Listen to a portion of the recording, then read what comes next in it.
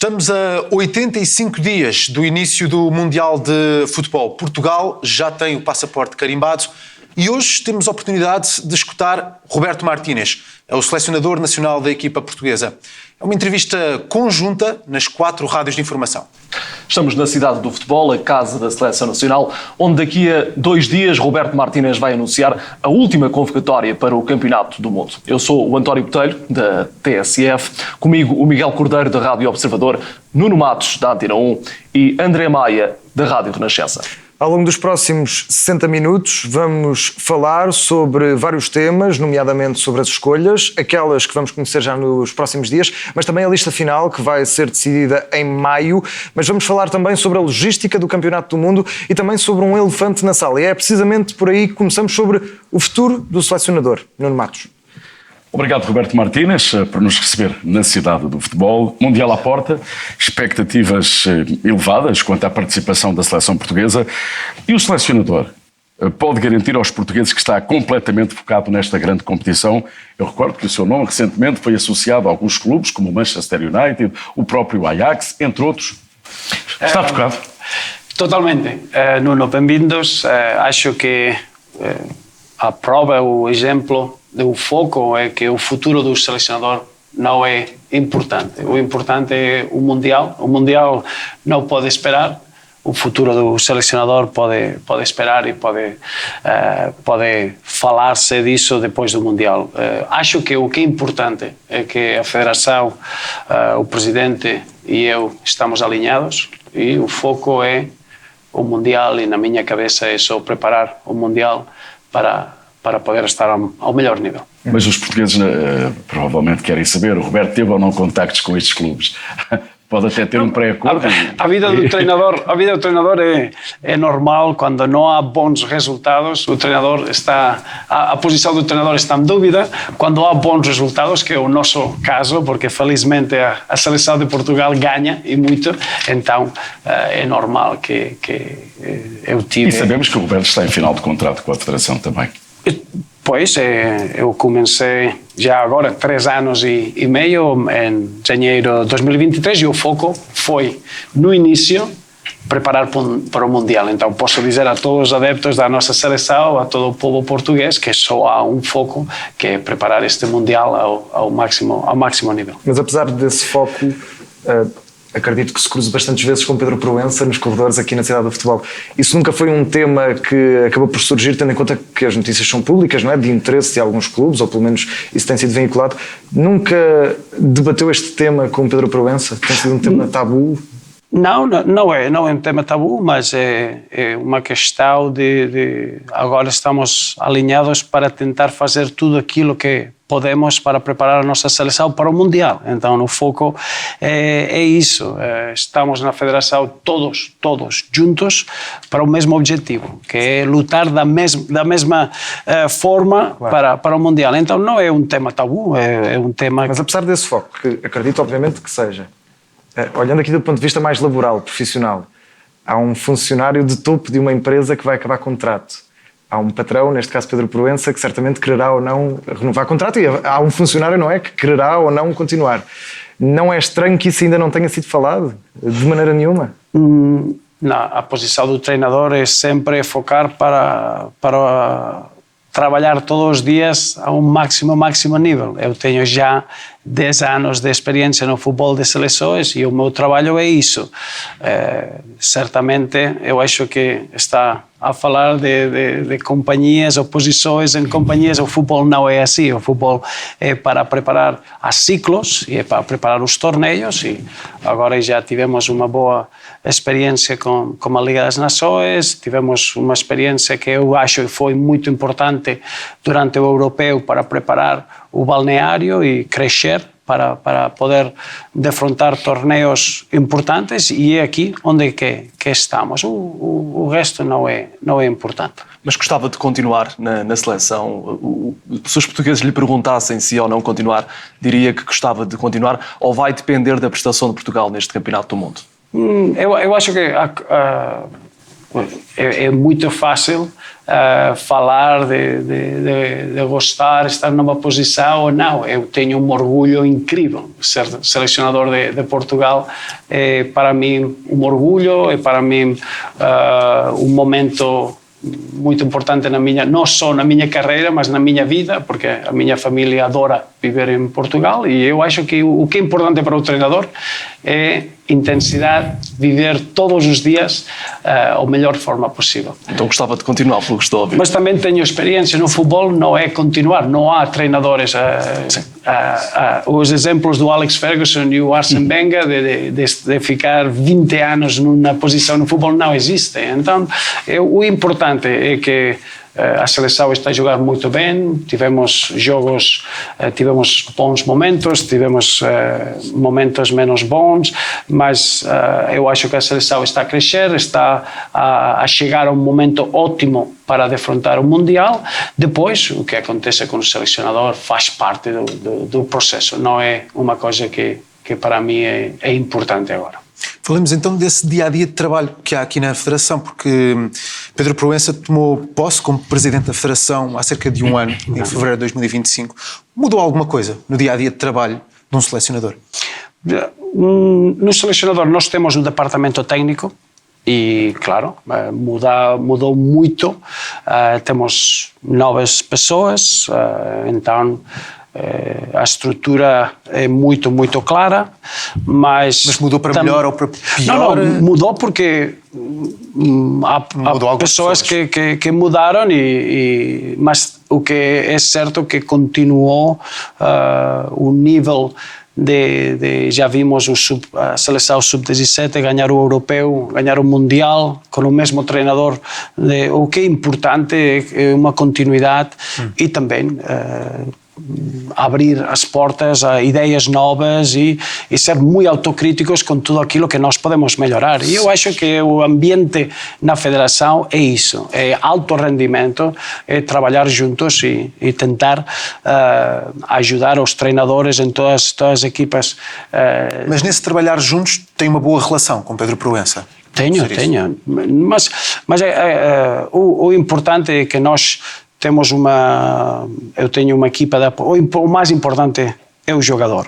E o que acontece na seleção é que nós temos os jogadores para sempre. Um jogador português é um jogador para jogar na seleção para sempre. E aqui é o foco. Então temos a equipa de apoio, então a equipa técnica, o selecionador, e eu sinto o apoio da direção e o presidente para poder continuar com o trabalho que já comecei há 3 anos. Para terminar este dossiê, Roberto, segundo consegui apurar, é a intenção da Federação não renovar consigo, a menos que Portugal seja campeão do mundo. Este possível cenário merece-lhe algum comentário? Enfim, não sei se aceita que se feche o ciclo ou não, já deu a entender que gostava de continuar, corrija-me se estiver errado. O que lhe parece? Não, eu não disse isso. Eu tenho muita experiência, já sou treinador há 20 anos, então eu percebo como funciona o futebol, mas eu sou a pessoa mais exigente do meu trabalho e sou muito exigente e também acho que o importante agora não há uma oportunidade melhor que o Mundial para mostrar o trabalho. E o foco é o período agora de preparar os jogadores, fazer boas escolhas, precisamos ter um equilíbrio importante e já estamos a preparar os adversários que temos, ainda à espera do terceiro adversário. Então, o meu foco é o processo e o trabalho para ajudar o jogador mostrar o melhor nível. O resto, e parece que não seja certo, mas pode acreditar que o que estou a dizer é com muita sinceridade. Eu acho que estou aqui para preparar um Mundial, muito orgulhoso, acho que tenho experiência que posso ajudar o balneário, mas para mim o resto não é importante agora, é o foco. Vamos aqui mudar de tema, Roberto Martínez. Vamos olhar para o Campeonato do Mundo em si, não só para os adversários que vamos ter, mas também para alguma logística. E gostava de lhe perguntar, em termos de logística, sabemos que Portugal vai ficar em Miami caso Portugal avance, e obviamente é isso com que estamos a contar, e avance bastante, Portugal vai sempre ficar em Miami, na sua opinião? Porque daquilo que percebemos, Miami tem aqui uma grande importância, até pelo jogo contra a Colômbia, até porque Portugal vai jogar até menos vezes em Miami do que noutros sítios, mas na sua opinião, mesmo passando em primeiro e indo a Vancouver, passando em segundo, indo a Los Angeles ou a Toronto, é sempre para ficar em Miami? Exatamente. Não. O que é importante agora, falamos do Mundial, falar do Mundial para Portugal são 3 jogos. Então, tudo aquilo que nós falamos do o que é a seguir é um erro. Então, o importante agora é os 3 jogos que nós temos, 2 jogos em Houston. Os jogos em Houston são num estádio fechado. É muito importante para nós o jogo em Atlanta contra os Estados Unidos, porque são as mesmas condições que vamos ter em Houston. O clima não é um problema, porque temos a temperatura preparada. Então, o nosso foco era preparar o terceiro jogo, questão de adaptação, aclimatação. Nós temos 14, 15 treinos para preparar o terceiro jogo. Mas então, a expectativa é já chegar apurado ao terceiro jogo, acredito? Não, isso é um erro. É um erro. Estamos a falar de equipas, ainda não sabemos o primeiro adversário, mas uma equipa como a Jamaica, que joga nesse contexto e com uma capacidade para chegar ao nível que ninguém conhece. Estamos a falar de equipas que chegar ao Mundial é um desafio fantástico, porque é tudo positivo, é uma vitória, é um aspecto emocional muito, muito importante. O Congo é uma equipa que surpreendeu com o desempenho contra a Nigéria. Então nós acho que queremos um jogo amigável contra a Nigéria em junho para tentar preparar o jogo,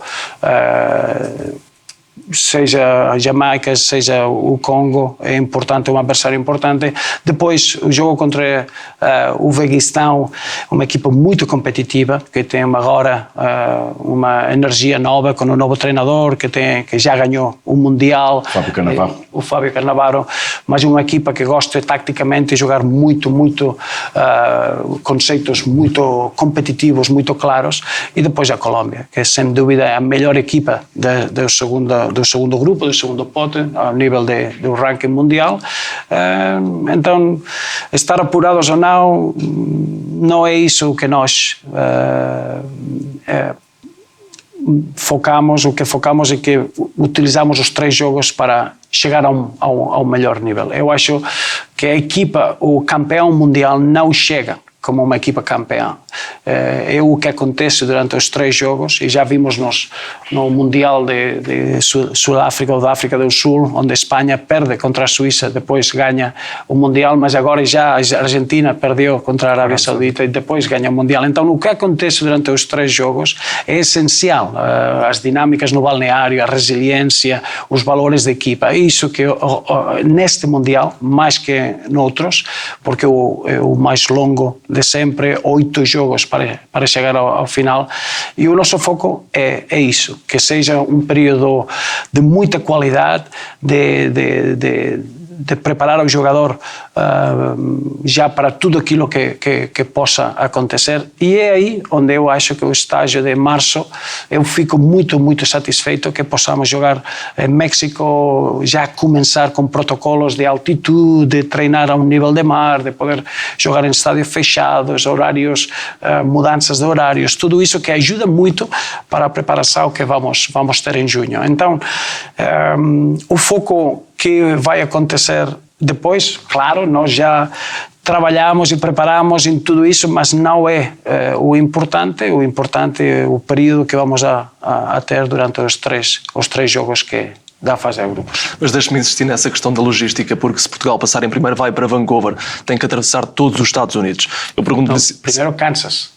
Se passar em primeiro vai para... Sim, primeiro Kansas e depois pode ir a Vancouver. Kansas, depois Vancouver. Estamos a falar de uma conversa de bar. Mas estamos a contar com isso.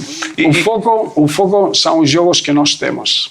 e são os 3 jogos da fase de grupos. Só olha para já para esse. Só aqui. Esses jogos. Depois, em relação de como que a equipa possa gerir os desafios de altitude, os desafios de mudanças horárias, de clima, nós podemos ajustar. E a ideia agora é, vamos a fixar um espaço de treino durante 4 dias no México, que é muito importante, e poder avaliar muito o desempenho dos nossos jogadores. Nós estamos a apanhar informação constantemente. Depois, achamos que para nós é muito importante ter um espaço em Flórida, em Palm Beach, também é muito importante, então estamos a falar de dois espaços.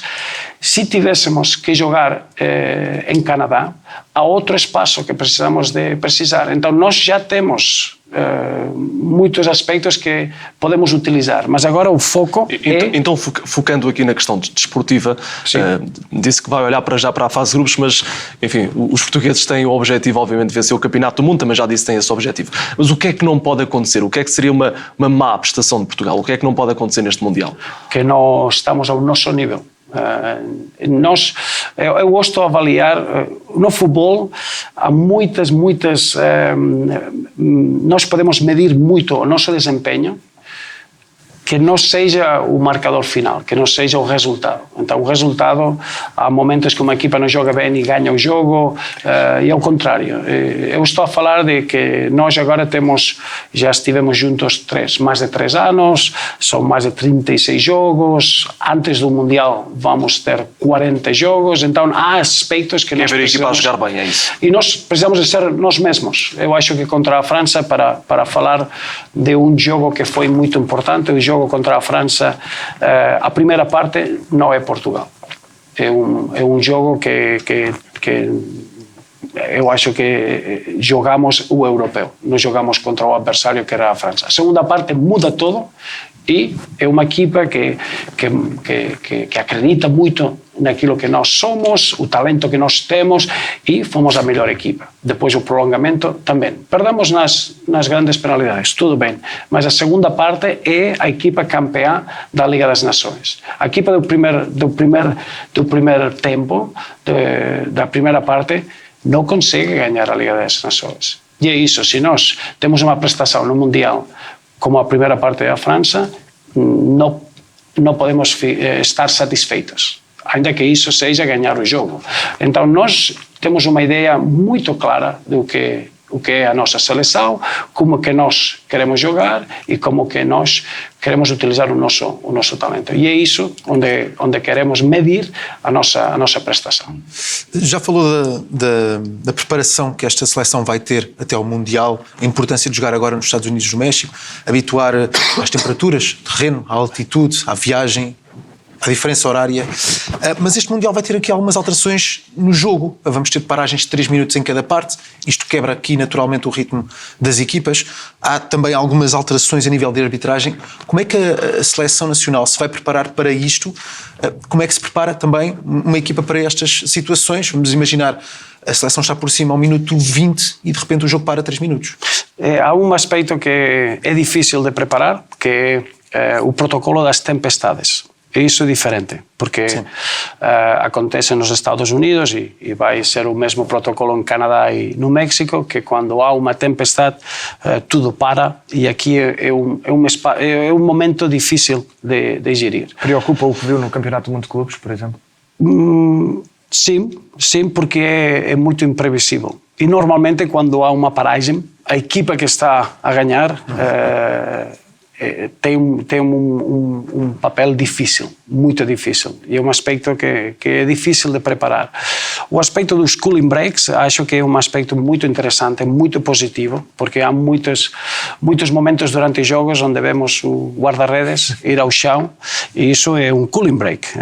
É uma pena porque isso não está ao nível do fair play que precisamos de ver nos jogos de futebol. Acho que agora 2 cooling breaks fazem sentido, sempre no minuto 21, a primeira parte, no minuto 21, a segunda parte, é um momento de saúde, de poder beber líquidos, mas também é uma paragem tática. E eu acho que é um aspecto interessante.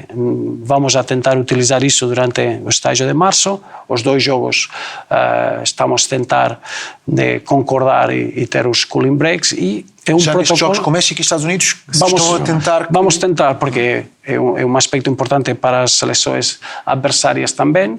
E eu acho que é um protocolo importante. Há uma troca de informação, a poder ajustar aspectos táticos, bola parada, seja bola corrida. Eu acho que é um aspecto que muda o futebol e acho que tira o aspecto de falta de fair play que já vimos com as equipas que tentam ganhar uma paragem durante o jogo. Então faz sentido já utilizar nos próximos 4 jogos, em março e os 2 jogos amigáveis do dia 6 e o dia 10 em junho, antes do Mundial, que sejam 4 jogos onde, como equipa, já possamos preparar isso. O protocolo da tempestade preocupa-me mais, porque é um protocolo um bocadinho, eu acho que começou em outros desportos americanos e não tem a cultura do futebol em mente, e acho que é um bocadinho mais difícil de preparar com os jogadores. Roberto, eu estive, ainda falando deste tema, eu estive no Mundial de Clubes. O Benfica e Chelsea. E o Benfica, mais de 1 hora de paragem de jogo. Que é E eu acho que o problema não é a paragem de 1h30. O problema é que ninguém sabe a duração da paragem. Exato. Porque começa em blocos de 30 minutos. Exato. Então, quando nós paramos aqui, estamos na conversa e precisamos de parar 30 minutos, podemos organizar o tempo. Quando já é 30, mais 30, mais 30, mais 30, ficam 2 horas. É muito difícil recomeçar o jogo com clareza tática, com a mesma intensidade. E aconteceu nesse jogo, onde eu acho que o Benfica, depois da paragem, mereceu ganhar o jogo. Então, faz parte da complexidade do Mundial. Eu acho que agora nós precisamos de compreender que o Mundial é muito, muito complexo e não é ser a seleção perfeita, é ser a seleção melhor na adaptação em tudo aquilo que possa acontecer durante o Mundial. Muito bem, o Roberto já nos falou um pouco das seleções que vão defrontar Portugal e outras que eventualmente podem defrontar. Já falou da Jamaica, do próprio Congo, não é? E a Nova Caledónia. Precisamos de falar da Nova Caledónia. Exatamente. Tem alguma preferência aqui para fechar o grupo ou não? Não, eu falei disso. Eu acho que no Mundial os adversários são o que são. Não podemos esperar ou escolher. O que é importante, acho eu, estar no grupo K, ter o primeiro jogo dia 17 de junho, para mim, é uma vantagem para poder gerir o nosso tempo desde o fim da época até ir aos Estados Unidos. Então estamos a falar de que a nossa equipa viaja no dia a seguir do primeiro jogo do Mundial, então no dia 12. Isso é muito diferente que estar no primeiro jogo do Mundial. Também poder estar agora, em março, a experimentar os protocolos para o Mundial, liberta muito aquilo que nós precisamos de fazer em julho. Roberto, há uma seleção diferenciada, de grande qualidade, uma seleção que ficou em 3º lugar na fase de qualificação da América do Sul, da CONMEBOL. Falo da Colômbia. Colômbia, onde jogam 2 jogadores que estão no futebol português, Richard Rios e Luís Soares, que estão a fazer, enfim, cada um com o seu momento, mas estão a fazer uma boa temporada no futebol português. Como é que olha para estes 2 jogadores? Já que são jogadores que alinham no nosso campeonato. Luís Soares e Richard Rios. Jogadores que cresceram muito. Acho que o Luís Soares foi, sem dúvida, o melhor jogador na 2ª divisão na Espanha, e quando chega ao Sporting é um passo exigente, mas eu acho que depois de 6, 7 jogos o Luís Soares está a todos os jogos a um nível muito, muito alto, seja a Liga, seja a Liga de Campeões. Então, um jogador que está em um momento muito bom. O Richard Rios já acompanhei o seu percurso no Mundial de Clubes, uma equipa brasileira também muito tática, e aqui está a crescer muito na Europa, num papel importante dentro da exigência do Benfica. Também jogadores como Luís Dias, jogadores como James, que o foco é a seleção, um treinador argentino que já conhece o futebol colombiano muito bem, e a equipa foi muito competitiva contra a Argentina, campeã do mundo, uma equipa que joga olhos nos olhos, que um jogo amigável contra a nossa campeã europeia, a Espanha, ganhou em Wembley. Então estamos a falar de uma equipa que adapta-se muito bem, que chega a dar o melhor quando o jogo é difícil, e jogadores a um nível individual em bons momentos de forma. Então, uma equipa, para nós, fantástica, para poder medir onde é que nós estamos no terceiro jogo. Se me permite, e antes de passarmos para o próximo tema, vou aproveitar a boleia desta sua análise a essa grande seleção da Colômbia. Todos queremos que Portugal vença o Campeonato do Mundo, mas a verdade é que há muito mais seleções que também têm condições para se tornarem campeãs do mundo. Roberto, para si, quem são os favoritos a vencer este Mundial? Favorito é uma palavra. Favorito Quem tem condições para poder vencer este Mundial? Não há muitas pessoas que falam do aspecto psicológico. É o meu terceiro Mundial, e eu acho que o aspecto mais diferenciante, o mais importante de uma seleção que possa ou que consiga ganhar o Mundial é o aspecto psicológico, de poder acreditar de que isso possa ser feito. Isso é o primeiro, e é muito difícil quando uma seleção não ganhou um Mundial que possa ser considerada favorita. Tu achas que alguma pode surpreender? Não, eu acho que é difícil. É difícil que não seja uma equipa como a Espanha, como a França, como a Argentina, como o Brasil. Equipas que estão em bons momentos de forma, mas que já houve uma geração que já ganhou o Mundial. Então, quando nós estamos a preparar o Mundial, e olha, lembras quando a geração do 86, a geração do 82 ganhou o Mundial? Então, eles ganharam, porque não é o nosso momento. Então, quando não há um aspecto psicológico, quando não há uma geração que já ganhou o Mundial, é um aspecto que precisa de ganhar a confiança. O aspecto das seleções é muito engraçado, muito interessante. A Espanha não ganhou um torneio internacional e depois ganha 3 consecutivos. Então, isso é um aspecto que não é o aspecto técnico, não é o aspecto de talento, não é o aspecto tático, é um aspecto psicológico de acreditar muito e criar uma dinâmica muito também positiva. é, quem tinha aquela equipa... Claro, mas há muitas boas equipas que não ganharam. Sim. Então, estamos a falar do Mundial. O Mundial tem os melhores jogadores do mundo. Tem Portugal a qualidade para ganhar o Mundial? Sem dúvida, temos os jogadores para ganhar o Mundial, sem dúvida. Hoje em dia temos qualidade para ganhar a qualquer seleção do mundo. Sem dúvida, e já mostramos isso. Na Liga das Nações é a competição mais exigente de sempre.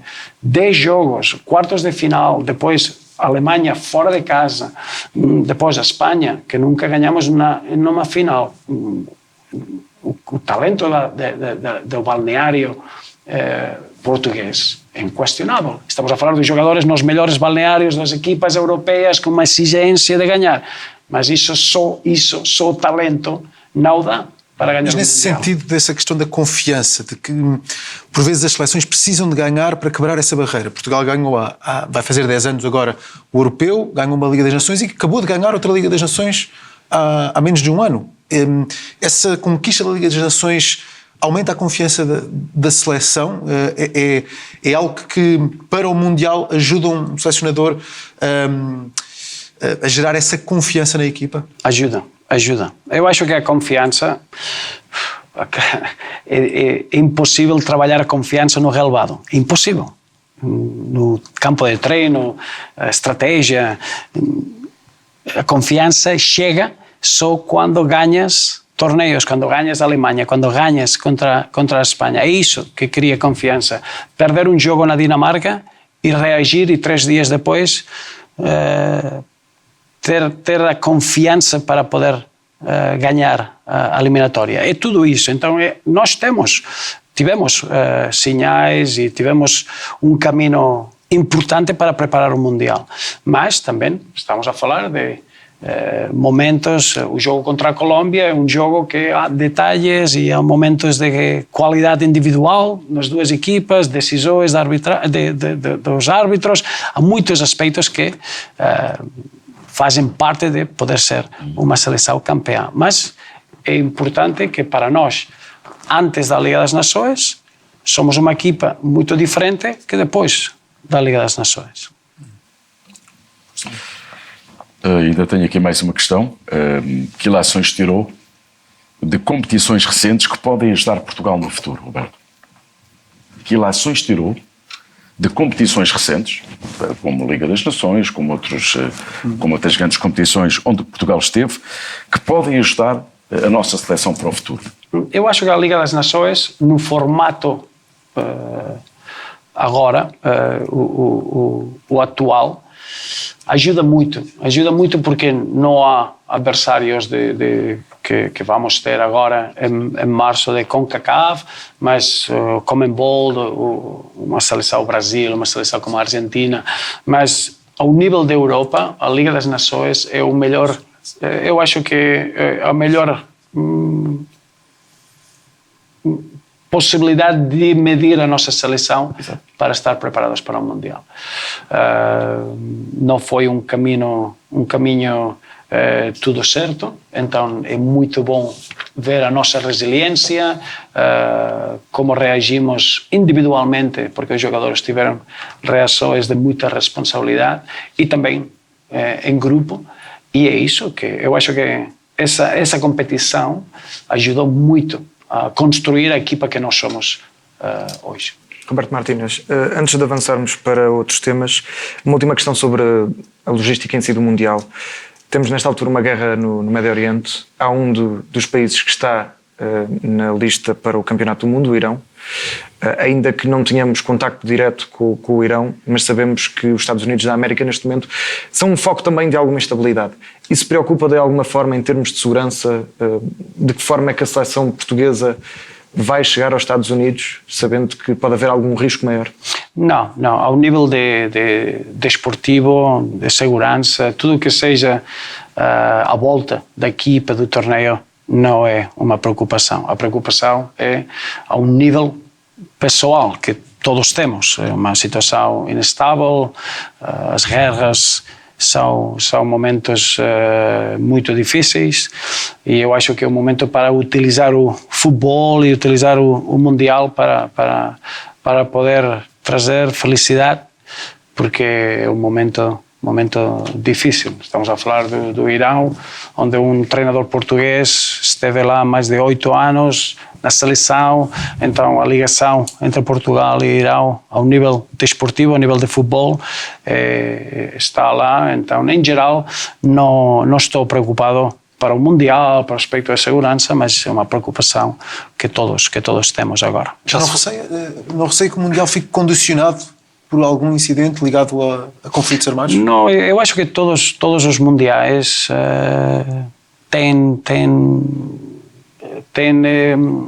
um impacto a todo o mundo. Já tivemos no Qatar, já houve muita crítica, muita conversa política que não tem nada que ver ao aspecto desportivo.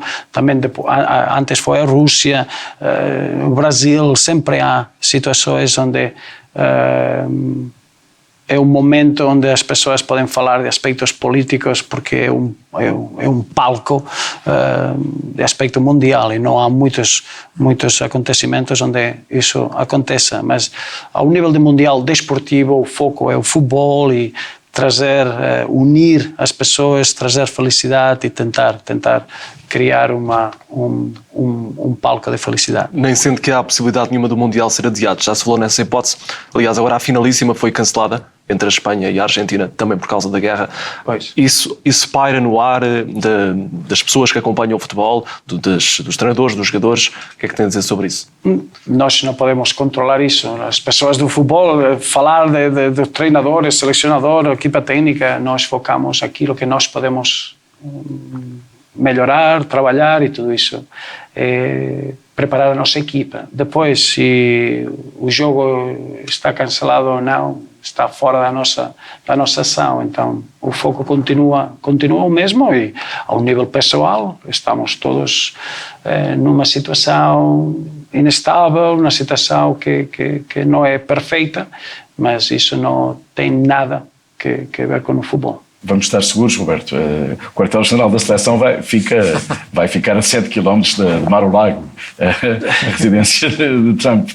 Vamos estar seguros. Não, vamos estar seguros, mas...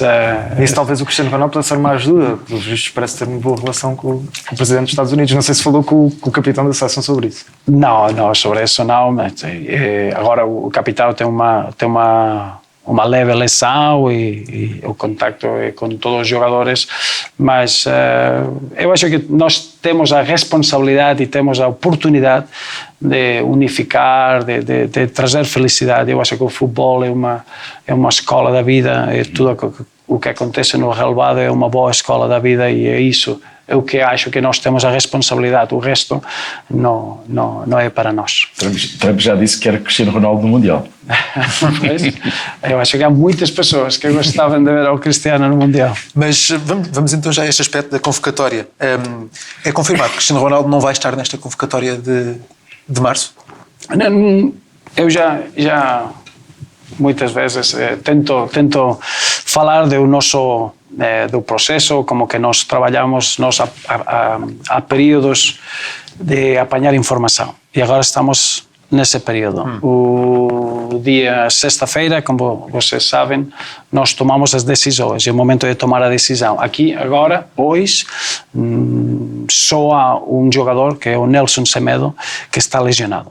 Todo o resto, a informação médica e o Cristiano tem uma lesão que não está, agora não tem jogos com o Al-Nassr, mas nos jogos, os 2 últimos jogos não consegue jogar, então a nossa decisão, ainda temos uns Qual dias. É a lesão exatamente do Cristiano Ronaldo? Consegue explicar essa lesão? É o departamento médico, mas é uma lesão leve, não é uma lesão... Mas o Jorge Jesus já disse que ele só volta após a paragem para as seleções, ou seja, ele praticamente descartou a possibilidade do Ronaldo ser convocado agora.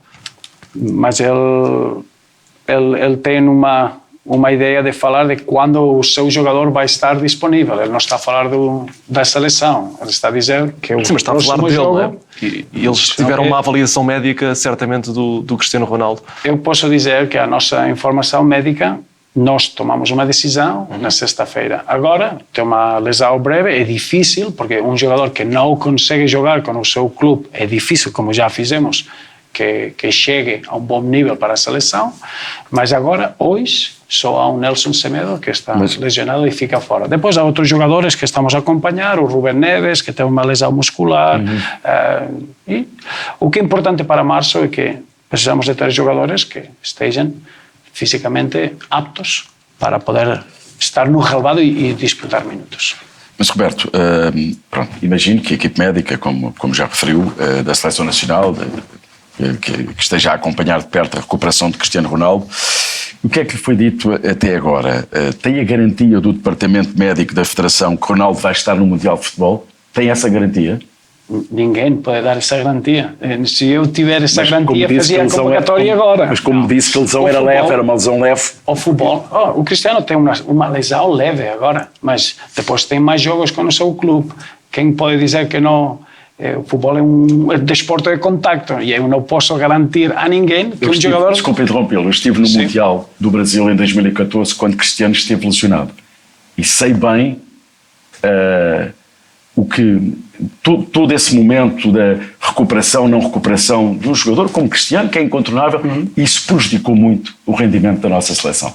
Aqui é a minha responsabilidade de criar o melhor ambiente para a nossa seleção e que todos os jogadores que estejam no balneário possam desfrutar de representar a camisola de Portugal e ajudar para o Mundial. Eu tive muitas experiências e não posso dizer, eu tive um jogador na Bélgica que medicamente só estava apto para o terceiro jogo. Aqui é uma decisão para levar um jogador ou não. A decisão foi correta de levar o jogador ao terceiro jogo porque conseguiu jogar os 4 jogos a seguir. Então, há outras situações onde um jogador que não consegue ter o mesmo nível em todos os jogos depois de 3 dias, podes tomar outra decisão. Então, eu posso dizer que temos muito boa relação ao nosso departamento médico, com muita experiência, para ter toda a informação para tomar a decisão correta. Mas também tenho a experiência de outros mundiais e o que é importante para a nossa seleção. Mas agora é o momento de apanhar informação. Na sexta-feira é um dia de tomar decisão. Temos 2 jogos em março e depois há o mesmo processo para o fim de maio. E é assim onde nós temos um processo para trabalhar com certeza e não é um aspecto subjetivo, não é a minha opinião, é sempre tomar decisões em relação daquilo que nós precisamos de fazer e é criar um melhor ambiente para os nossos jogadores, poder ter o melhor nível para o Mundial. Já vamos às restantes hipóteses, como disse, ainda está a haver várias hipóteses, mas ainda sobre o tema Cristiano Ronaldo. No Euro 2024, um gol do Cristiano significava para o capitão da seleção bater mais uma série de recordes. E notava-se até, provavelmente pela primeira vez na carreira, notava-se que o Cristiano estava ansioso em relação a isso. No toque de bola, na ansiedade que demonstrava em frente à baliza. Gostava de lhe perguntar, se tendo em conta aquilo que vimos no Euro 2024, até com alguma emoção à flor da pele do Cristiano, emocionalmente instável, se preferia que Cristiano Ronaldo chegasse ao Mundial sem a hipótese de chegar ao gol de 1000? Porque se chegar lá com essa hipótese, se pode mexer com a cabeça do capitão? Eu acho que queria responder primeiro. Eu não concordo com isso, porque se o Cristiano tinha jogado o europeu com o foco de marcar um golo para o seu recorde, a assistência contra a Turquia ao Bruno Fernandes não existe. Então, isso não é certo que os nossos jogadores tenham recordes ou focos pessoais. Não é certo. É certo que durante o europeu eu percebi, não só o Cristiano, os jogadores experientes, uma responsabilidade diferente, máxima, para ter um desempenho top em um torneio. Ou seja, reconhece essa ansiedade que ele teve, mas que podia estar associada... Não ele, os jogadores experientes. E eu acho que era porque não tínhamos competitividade. Quer dizer, durante o europeu, tínhamos uma equipa que era um monte inicial muito estável e os jogadores da frente à baliza, os jogadores com a responsabilidade de marcar golos, era muito focada. Eu acho que mudou isso, foi um trabalho que fizemos e abrir a porta um Pedro Neto, um Chico Conceição, abrir mais opções à frente à baliza.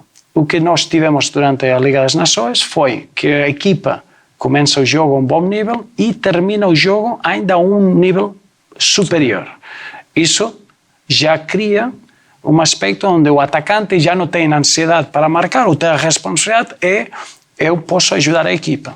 Isso ajudou muito. Eu acho que isso melhorou. Mas olhando para o golo 1000 em particular, acha que isso pode influenciar de alguma forma? Não, porque eu acho que o Cris não joga agora, isso é uma opinião pessoal, mas eu não percebo o Cris a jogar com a ansiedade ou a intenção de chegar ao golo 1000. O Cris, com 950 golos ou 1050, é o mesmo legado.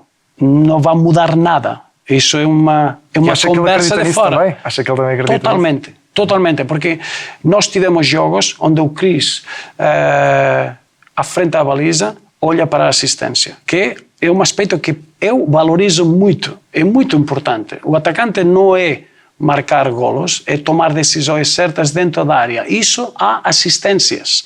E assistências são mais importantes que os golos, em geral. Estamos a falar de um atacante que tem 25 golos em 30 jogos.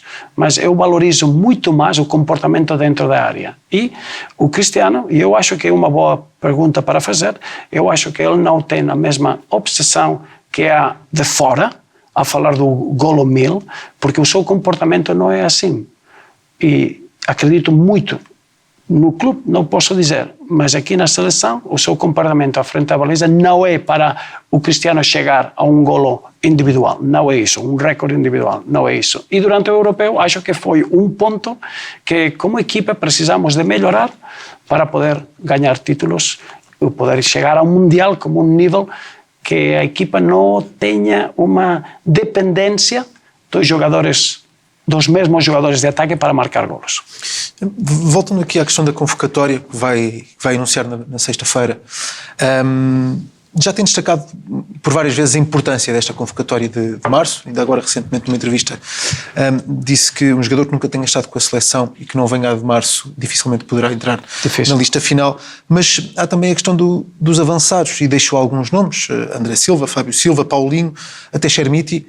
Destes 4, há algum que esteja na linha da frente?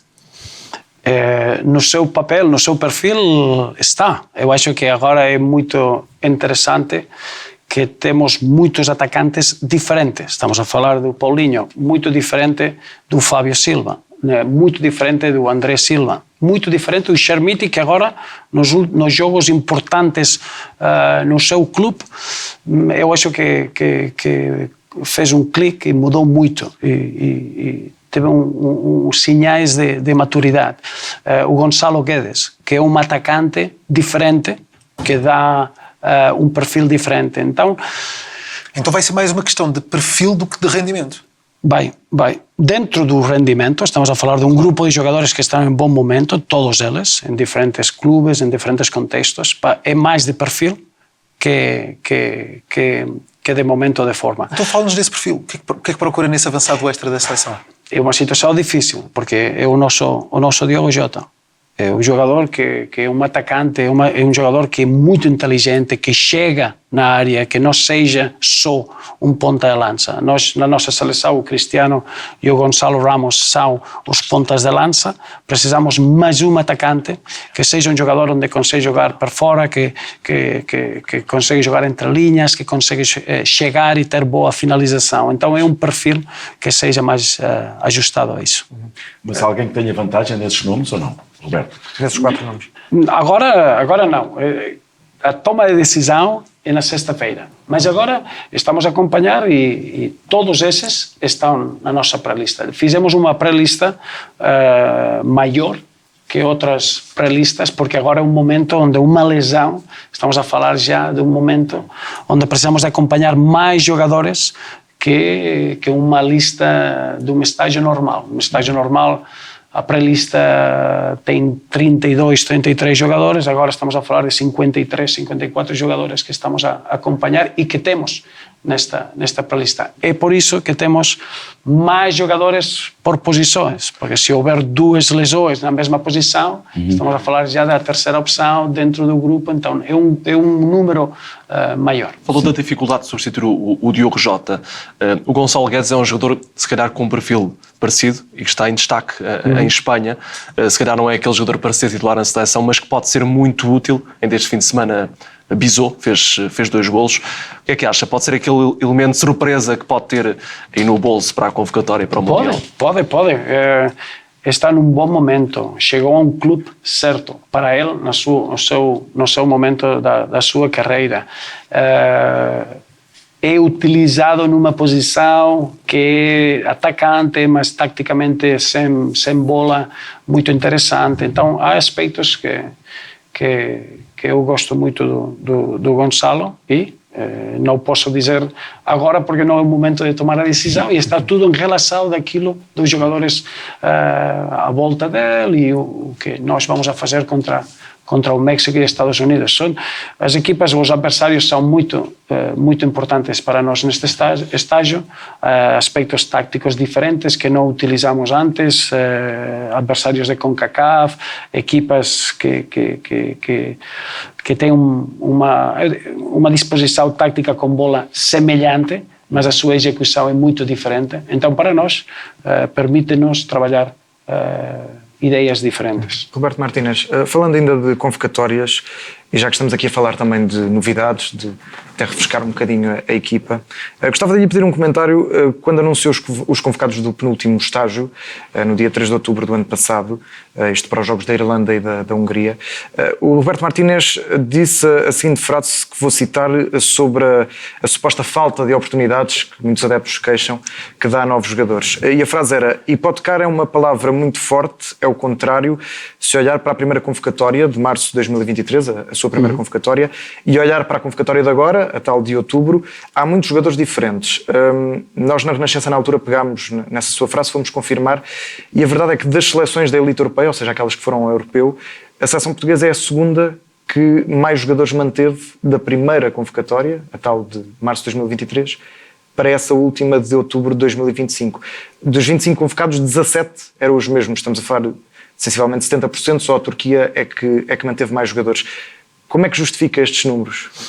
Primeiro que estamos a falar de Portugal, de 10 milhões de população. Não podemos comparar contra a Espanha, contra a Inglaterra, contra a Alemanha. São estruturas diferentes. Para mim, já convocamos 54 jogadores. Certo. 54 jogadores são muitos jogadores. Então, o equilíbrio, a minha experiência, o nível de seleções, nós precisamos de ganhar jogos. Ganhar jogos é ter uma execução tática sincronizada. Então, precisamos de ter uma continuidade. Depois, nós temos jogadores que... Capital do Manchester United, 2 capitais do Manchester City, capital do Porto, capital do Al Nassr, capital do Al Hilal. Temos muitos capitais e precisamos de criar uma equipa. Para nós, só escolher e mudar e trocar e ter muitos jogadores não dá clareza, não ajuda a ganhar e não ajuda a construir o que nós estamos à procura. Mas deixa-me olhar aqui... O que é importante que a seleção, que a federação tenha uma estrutura profissional que possamos acompanhar todos, e digo todos os jogadores portugueses, e depois podemos tomar decisões em relação daquilo que nós precisamos de trabalhar. Então, a relação é o número de jogadores em relação à população, de ganhar a Liga das Nações, em relação do trabalho feito. É aqui onde nós podemos responder. Nós responder de que temos menos jogadores em relação da Turquia ou em relação da Alemanha, isso não faz sentido. Então, mas olhando aqui, por exemplo, ao vizinho do lado, obviamente que Espanha tem muito mais gente, não é? E Roberto Martínez sabe melhor do que ninguém. Mas, por exemplo, Luís de la Fuente, que entrou até na mesma altura que Roberto Martínez, já convocou 84 jogadores e só 5 é que não jogaram. Roberto Martínez convocou 54 e 11 não jogaram. Mesmo em termos de percentagem, consegue-nos explicar o porquê dessa pouca rotatividade? Porque todos os balneários são diferentes. E eu estou a falar do nosso balneário, 54 convocados são muitos convocados. Então, comparar com outras seleções não faz sentido. Estamos a falar de países muito maiores, que estão em um contexto diferente. O que é importante desses jogadores, quais são os jogadores importantes? Uma coisa é jogar pela seleção e outra é jogar para ganhar na seleção. Só há um número de jogadores que ajudam com a experiência, com o talento, os papéis dentro do balneário, dentro da equipa, dentro do 11 inicial, é o que precisamos de valorizar. Mas para nós, eu acho que Portugal, provavelmente, na minha opinião, a melhor estrutura de formação do futebol europeu. Nós precisamos de olhar para nós, o que podemos constantemente melhorar. A nossa seleção sub-17 ganhou o Mundial. É aqui onde o que nós precisamos de preparar o futuro. Nós olhar o que está a fazer o vizinho, isso é uma falta de profissionalismo, uma falta de competência e, para mim, o que eu gosto de focar é o nosso processo, o que nós temos e, se ganhar a Liga das Nações, mais exigente de sempre, é uma boa forma de medir o nosso trabalho. estamos a falar de jogadores. Ainda gostava aqui de colocar duas questões sobre o Cristiano Ronaldo. Roberto, se pudesse copiar uma característica do Cristiano para toda a equipa, qual seria e porquê? É fácil, é muito fácil. Essa pergunta é muito boa e muito fácil, porque eu falo com a minha equipa técnica como que nós podemos dar a fome do Cristiano a todos os miúdos da formação. E é isso, eu nunca trabalhei com um jogador que depois de ganhar, ao dia a seguir, seja o que for, o título individual, o título coletivo, o que for, e o Chris ganhou tudo, é ter a mesma fome de utilizar as próximas 24 horas para melhorar. Tenho outra. Qual o gesto ou hábito do Cristiano Ronaldo em campo que ninguém nota, mas faz toda a diferença para si como treinador? Eu acho que falar do Cristiano é melhor dar o contexto. O Cristiano de há 20 anos não é o mesmo Cristiano de agora. Agora é um capitão. Quando o Cristiano era um jogador novo, era um jogador que era capaz de fazer a diferença com uma ação e trocar a dinâmica do jogo. Agora é um jogador onde, quando controla o momento durante o jogo, é um momento de pausa, é um momento de acreditar para o resto dos colegas.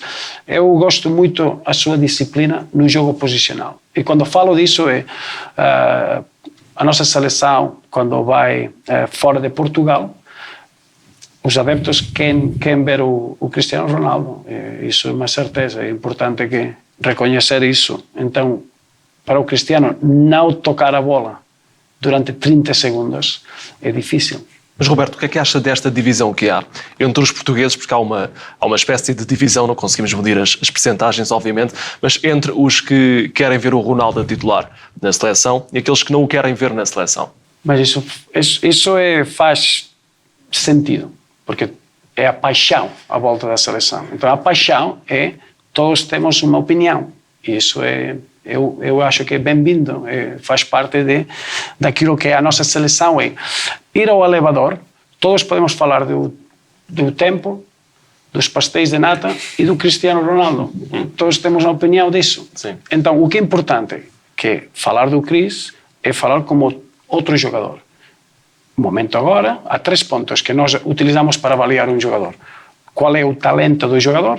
É um jogador da área, um jogador muito bom nas situações de 1 contra 1, o que seja. O talento que o jogador consegue trazer à seleção. Depois, há a experiência. Não é o mesmo um jogador novo que um jogador que já tem 200 internacionalizações. A experiência é um factor. Pode ser positivo, pode ser negativo. Há momentos que precisas de um ou outro. E a terceira é a atitude.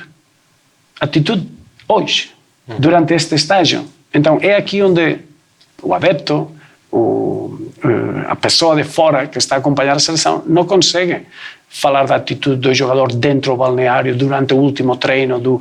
É isso o que todos os jogadores, não só o Cristiano, todos os jogadores são avaliados na sua atitude. Atitude em relação de responsabilidade, de toma de decisões, de controlar os momentos difíceis, de poder jogar com a pressão de representar a tua seleção num mundial. Isso é a atitude. E a atitude, durante o último treino, a equipa técnica, nós mudamos o 11 inicial. Ou mudamos a ideia do conceito tático de uma pressão alta porque não percebemos que pode ser. E é aqui onde a nossa avaliação do Chris é do dia a dia. E é aqui onde é diferente do adepto que está em casa. Mas eu acho que é positivo ter paixão. A seleção é a seleção de todos. A nossa equipa é a equipa de todos. E eu acho que faz sentido e dá grandeza também aquilo que Portugal, a nossa seleção, pode fazer, porque não é só em Portugal. A opinião sobre o Cristiano e sobre outros jogadores que são muito importantes da seleção está em todos os países do mundo.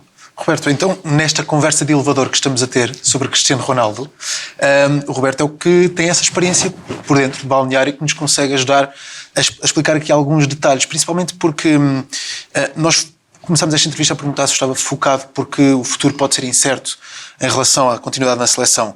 Quanto a Cristiano Ronaldo, tudo indica, nós não o sabemos e não vamos ser nós a dizer, mas tudo indica que poderá ser o último Mundial do Cristiano Ronaldo. Isto afeta o balneário, isto afeta a preparação, isto afeta o dia-a-dia da seleção? Não afecta. Não afecta porque todos os jogadores da seleção são muito importantes nos seus clubes, tiveram o seu caminho, são figuras, são jogadores muito importantes e todos têm diferentes caminhos. Pode ser o primeiro Mundial, o segundo, o terceiro. A situação do Chris se conseguir entrar e disputar o 6º Mundial, é para uma celebração do futebol português em geral, mas não afeta o dia a dia, não afeta o hoje do balneário. O que é importante é que todos os jogadores tenham clareza de qual é o seu papel dentro e fora do relevado, e é aqui onde o Chris pode ser avaliado durante os últimos 30 jogos. Ponta de lança, disciplina na sua posição, condiciona muito a linha defensiva do adversário, a sua atitude, o seu compromisso, e 25 golos em 30 jogos. Então, a avaliação é muito específica em todos os jogadores para poder estar na seleção. E é aí onde eu acho que nós melhoramos muito na competitividade dentro da convocatória da seleção. Estamos a falar de que todos os jogadores têm alguém que está continuamente a tentar entrar dentro do espaço de seleção. Muito bem, Roberto Martínez, estamos na reta final desta entrevista e preparámos aqui um desafio. Para si são 12 frases, vamos aqui dizer, e o Roberto Martínez só tem que completar a frase com uma palavra ou 2 ou 3 palavras. Miguel, queres começar? Sim, podemos começar. É mais uma aula de português que... Não vai ser uma aula de português. Até porque já não precisa. Não. Obrigado, mas então, preciso. Roberto Martínez, para completar a frase, na minha mala de viagem para o Mundial não pode faltar...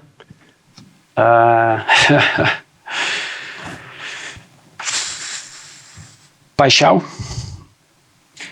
Estávamos a elogiar os seus dotes em português, mas a palavra mais difícil que aprendeu da língua portuguesa? Internacionalizações. Diz muitas vezes, não é? Pois. Quando deixar a seleção, o que gostaria que os jogadores dissessem de si num balneário, sem câmaras ou microfones por perto? Honestidade. Eu acho que é importante numa posição de toma de decisões onde constantemente precisamos de tomar decisões, que haja o referente da honestidade, que a honestidade estava atrás de todas as decisões. Se ganhar o Campeonato do Mundo, a primeira pessoa a quem ligo é... Não poderia. Eu gostaria de ligar ao meu pai, mas eu acho que não precisaria de ligar a ninguém, mas tentaria relembrar muitos momentos. Entre as 11 posições da equipa portuguesa, aquela em que tem maior dor de cabeça é? É uma boa pergunta.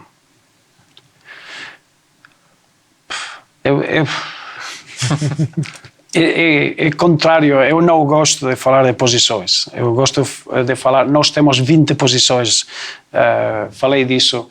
O nosso 11 inicial tem 20 posições, então é mais o papel. E eu acho que temos tudo. Não há uma preocupação à volta de uma posição. É mais uma preocupação das alegações. É isso que é mais importante, de ter o equilíbrio com as alegações. Então a resposta é a ligação certa entre jogadores, os partnerships, é isso. Porque a posição, temos todas as posições cobertas. Uhum. O jogador que mais vezes esteve perto de ser convocado, mas nunca foi, é?